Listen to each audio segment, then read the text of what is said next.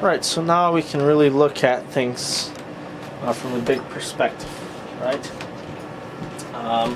So you're probably thinking, okay, what controls the solenoid here? What controls it is what's called governor, which literally governs it. Okay, hang on. I'll just get you guys a.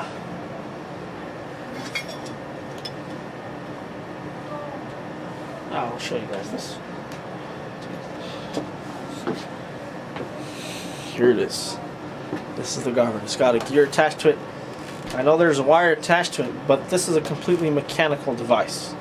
Open it up and you'll see that. So what this does is, this cap here, this particular cap, it's made of plastic, which is why it's garbage. I mean, it's still hundreds of times better than anything modern, but it's still garbage when compared to the other one that I'll show you in the comparison video, which will be later. But as of now, there's a set of contact points in here, and when this turns, when it reaches 28 miles per hour, that's what the manual says. That's the speed the manual gives. But I actually have another video of the inside of this. But there's just a set of weights. That's all it is. And when this turns fast enough, it causes those weights to move up, which close the contact points, which connects the ground of the car. Which, remember, this is metal. This is attached to the body of the car, which is in most cases negative. This is attached to the body or the ground. So when the points close, it contacts. It sends, negative. It sends grounds this wire. That's what that term means. Grounds the wire. And this wire in turn is attached to the solenoid, and that causes the solenoid to push in. But in simple terms, for now, without going into in-depth on the governor, this is what turns the solenoid on and off. Okay, reach 28 miles per hour, it pushes the solenoid in. And remember, the only thing the solenoid does is it locks the blocker ring, which therefore means, this won't work. This will be bypassed if you're in reverse, or you have the lockout switch to push in. Okay, so now we can actually go and look at the entire scenario. We start the car. Let me just put these away. Okay, get inside, turn the key on. The lever, if you're in first gear, you put it in first gear. That lockout switch is actually, before we get into that, right now, let's outline that. There are 3 possible different ways of driving the car right now. You can have the sun gear pushed in, which locks these rings here. Okay, doesn't allow them to turn. Everything turns now together at the same velocity as the main shaft.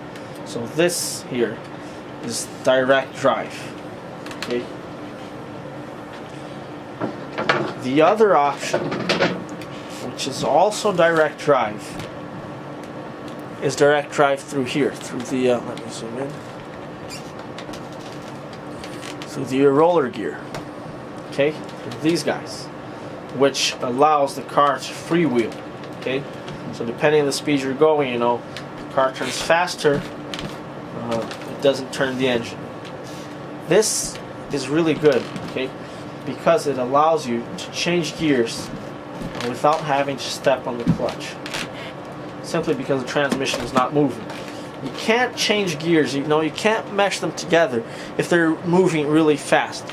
You can only do them when they're both either moving at the same speed or when they're stopped. Okay. Now, if the car is rolling, this here allows the transmission to actually be stopped. Okay, while the car is moving. The car is moving really fast here. The wheels are turning. It's not being able to transmit power, torque back to the transmission. So the transmission itself is stopped. The you're easily able to change some of the gears from first, second to third or something like that without having to press the clutch, because there's no need to. All the clutch does is it separates the engine from the transmission to stop the transmission from moving. Okay? It stops the gears inside the transmission. Right? Now, since there's no since this is stopping the wheels from turning the transmission, there's no need to press the clutch. With an exception, we'll get into that in just now. Now, if the solenoid, sorry, not the solenoid, if the sun gear is pushed to the back, like that,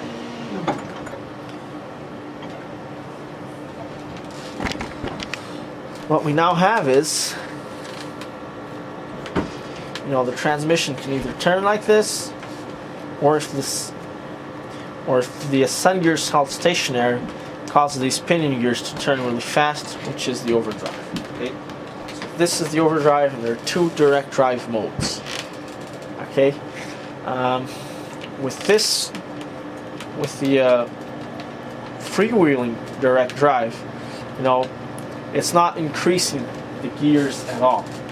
It's still a 1-to-1 radio. If you're in third gear, still the same radios as any other gear. Okay, because once again, it's just simply connected to the main shaft here.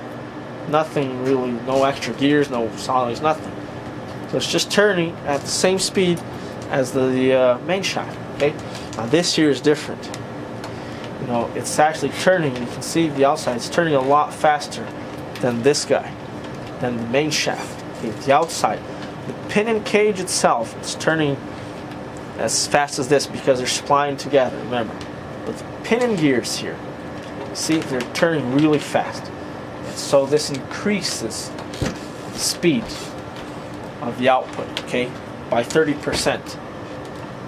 This is what this does. It increases the speed by 30%. This is it's 0.3 times, approximately 0.3 times faster than this here, than the main shaft. And this is for any speed, okay guys? Whatever speed you put in here, these gears are turning faster. If I turn it slower, these, they're obviously turning slower relative to the input shaft, but they're still turning faster than what's in the middle. Okay? Once again, because you have little gears, 3 little gears, turning around a big gear, okay? Which is the sun gear. That sun gear, it's, a few times bigger than these little planet gears. So you have little gears turning around a big gear. And I'd like to correct my previous sort of mistake. The sun gear is not turning when this is happening. It's impossible for you to make the sun gear turn, okay? That's another important point. The sun gear, it only turns with the engine when it's connected to the pinion cage like this, by pushing the lever forward, either through reverse or through the shift lever. I know there's a lot of terms and a lot of little explanations, but hopefully everything will become a little clearer now. So, below a certain speed, okay, below 28 miles per hour,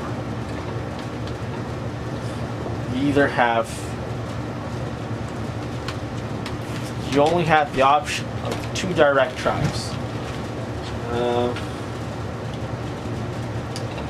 Let's see.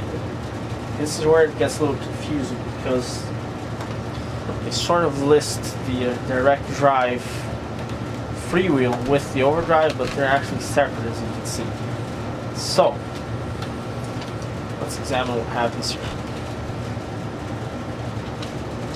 Get in your car, start it up, everything's in normal position, the solenoid is off. It's normally off, because once again, it only turns on when the governor gets to a certain speed. It's pretty much impossible for this to get damaged, like to turn the solenoid right away, because this is, mechanical. This is, big pieces of steel and brass. It's not electrical. It closes an electrical point, okay? It's a mechanical way of closing an electrical point. So, you know, problems, we're not considering any problems now. Below that speed, get in the car. Sun gear is in its normal position, which is to the right. There it is, touching here, which allows the pinion gears to turn, okay?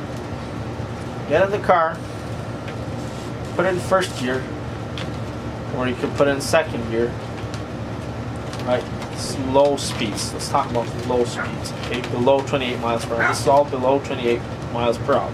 Below 28 mph. Right?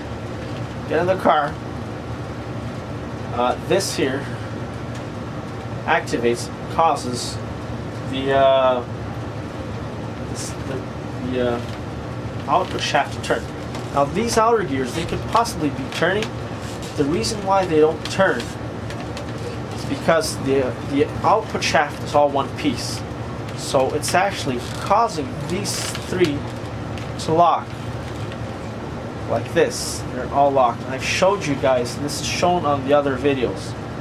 You know, the information of the other videos, it's, you know, there's a lot of mistakes that I made. It's mostly garbage. Like the how can I say, I get too hard on myself. I was just trying to study it, so a lot of the stuff that I said wasn't actually correct. But everything that I showed you guys and the ideas, they are correct. So this is locked now. Remember, the output shaft is just one piece. Now locking these causes the sun gear to turn. Okay? Now if the car is turning, then that sun gear, it's turning in the same direction, which is clockwise from the front. If you're looking at the input shaft. If you're looking through the back, it's counterclockwise. Okay? Now you might engage, okay, now that's what's happening. Now let's say you reach a certain speed, 28 miles per hour, and the solenoid, the governor now closes the contact points, sends electricity to the governor, to the solenoid, and it tends to push the solenoid in. But because it's turning, those little horns, that horn-shaped locker ring, doesn't allow it's already in there. Sorry. It doesn't allow the pawl to engage. So in order to engage, you need to make this sun gear turn the other way. And how does that happen? Press the brakes slightly. The engine slows down, which causes the output gear to turn faster, which in turn, overruns this part. But what it also does is it moves around these gears here like this and causes like this, right? This is what it's doing.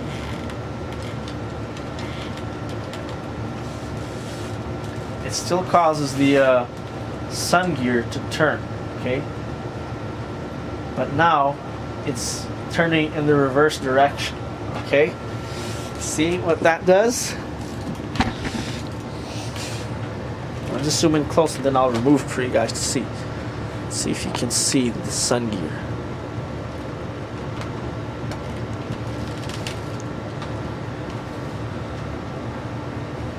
There.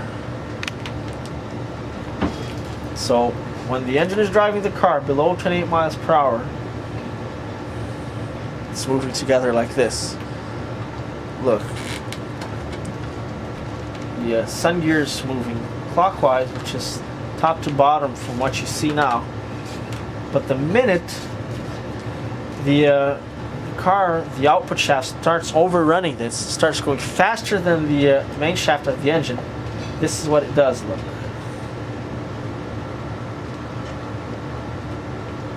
See? It's changing. Now the sun gear is reversing. So again, that way. That's the engine driving the car, and this is the output shaft overrunning. You see? Now remember what happens in that split second that of the reversal of direction. It allows that C, that horn-shaped C sort of thing, to, you know, open, expose its middle, and allows the pawl to engage. At the minute the pawl engages, it now locks the sun gear. It's no longer moving the sun gear now. I'm no longer able to turn. But with it being stationary, it causes the little gears to turn, which is an overdrive. That's how you get an overdrive. Okay. Now from here, you know, you can't go straight to direct drive. You can't just pull the cable out like that, because, you know, the sun gear is stationary while these gears are moving pretty fast, even the cage here. So that would be disastrous. That's why even if you try to pull out the lockout cable, it still won't engage, because the solenoid, the pawl, is engaged. Okay, even if you pull the lockout cable, you can still pull it out, but it will just be, you know, the spring force that's pushing it that way, which is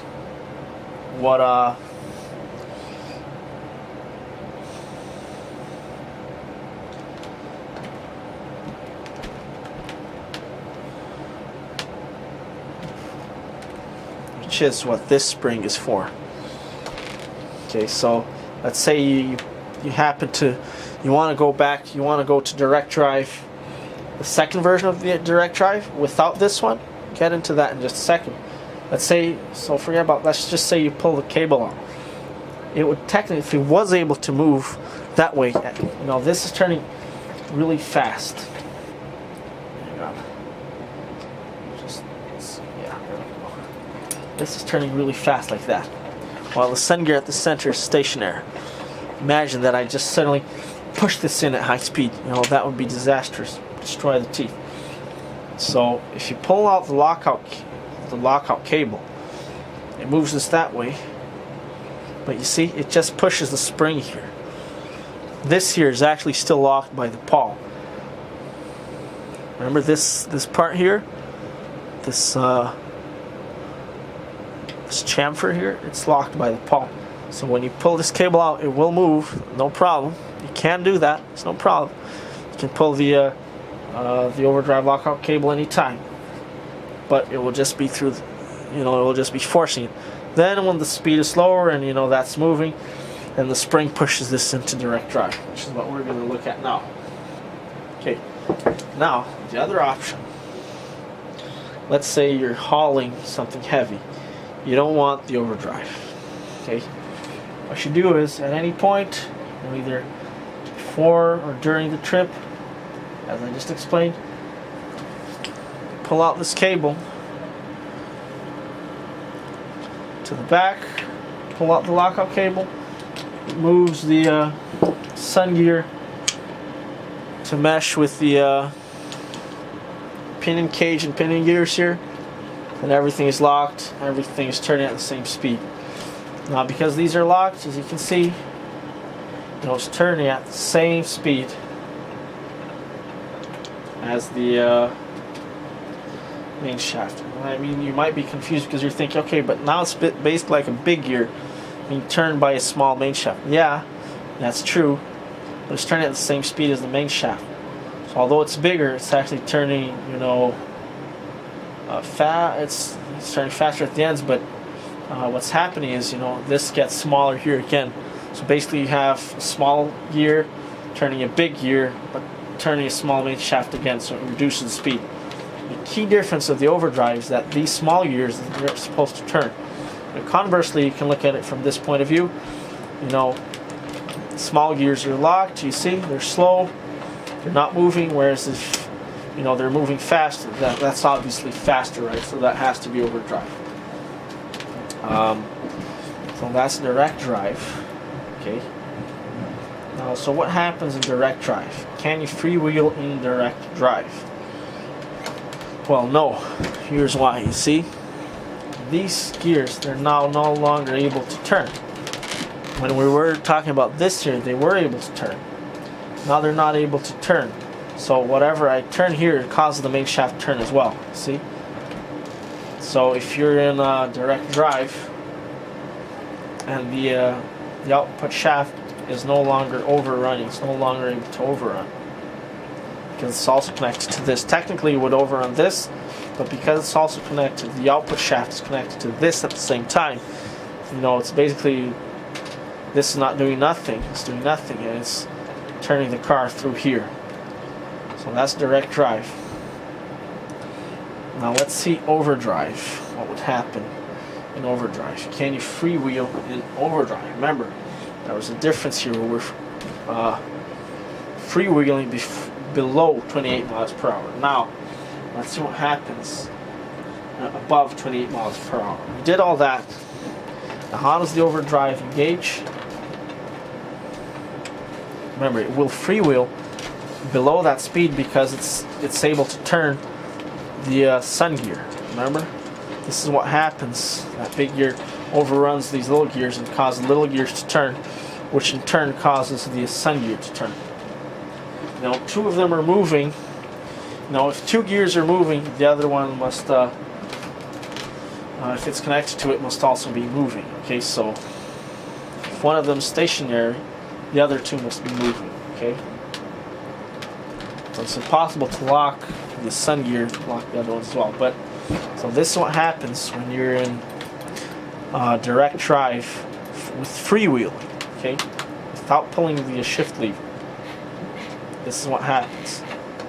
Now, if you're now above 28 miles per hour, this is locked because of the overdrive, because of the solenoid, which is locked, activated by the governor.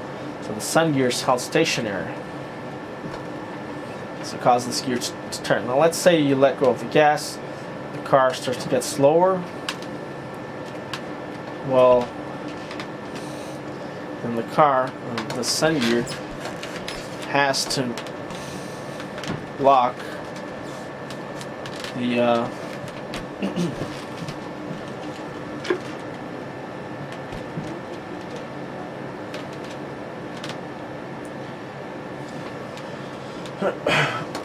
pardon me. So as I was saying, if you are in overdrive, sun gear is locked. What would happen if you let go of the gas? Okay, these little gears, they're turning the big gears. Now, if that happens, it sort of tends to slip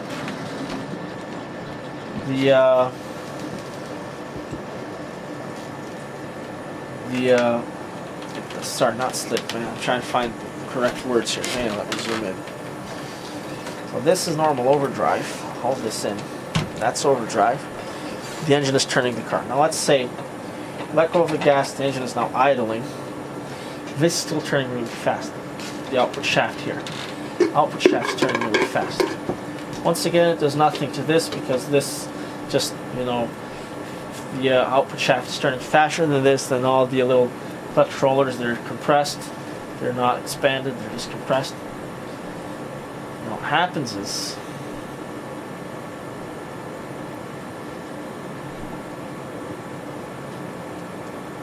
the shaft here, the output shaft, it will turn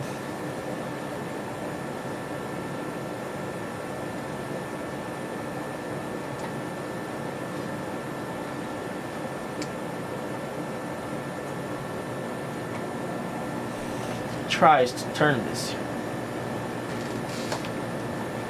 But remember, here's the key difference.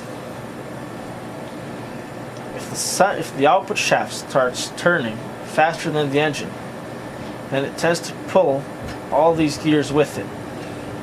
Okay, remember, it's turning, it's meshed with these little pinion gears. Now, they're not able to move because if they move, they have to move the sun gear with it, but the sun gear is locked. Okay, so they're forced to move the sun gear with it. Now you're thinking, okay, the sun gear is locked, so I'm saying some shit here. But here's here's the best part that I like about the Overdrive. You see that it's helically cut. So although that is locked, what happens is this twisting action of the helical and the helices of the gears, it forces the sun gear to move out and mesh with the pin and cage again, so that you're in direct drive. That's just brilliant. Okay, but you're thinking, well, isn't that dangerous? Well, no, because the thing is, when the car starts to overrun, yeah, when you're in overdrive, these gears are turning really fast while the sun gear is stationary. But the minute that the car starts to overrun, it starts to move the sun gear with it. Okay, it locks and it moves the sun gear with it. So they're already meshed. It's moving the sun gear with it through the little planet gears. Locking these planet gears causes the sun gear to move. Look at the inside there. See? Now because of the helix, now if this were to happen the other way, then it would damage the transmission. That's why you can't have it in reverse. If this were to happen the other way, the helices, they would try to push in, and it's already locked, so it would damage the transmission immediately. But the locking action here twists the sun gear out of the locked block ring, and I'll show you this in just a second. To me, this is the most brilliant part of this transmission. So here we go. I'll show you guys what's happening inside.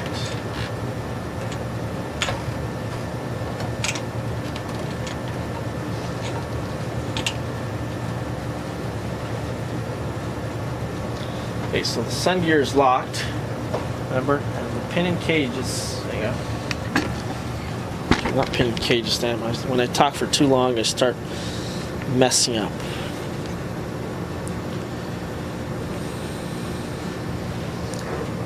There, it's a little more light there. Can you see now? Yeah, you can see now. Okay, so let me just put the pawl in. So it's locked, right? We're in overdrive. This is locked.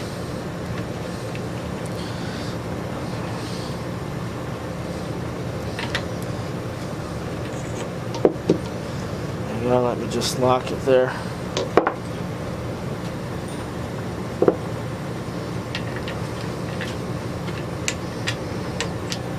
Remember, it locked because